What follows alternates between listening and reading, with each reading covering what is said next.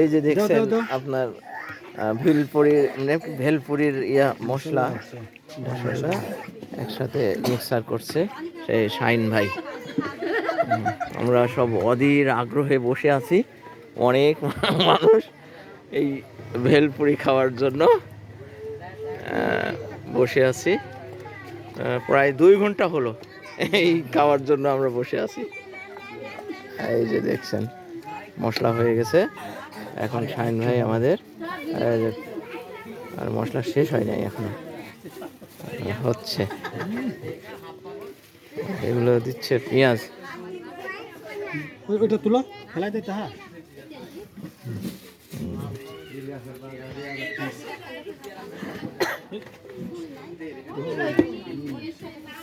এই যে দেখছেন মশলা দিতেছে, অনেক রকম মশলা।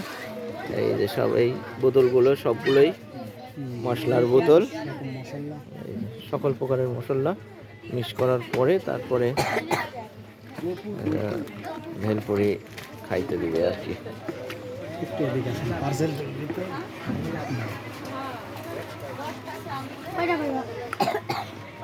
এটা কাজ শেষ তো না, এবার আরো আছে নাকি? এটাই শেষ শেষ মশলা। আচ্ছা।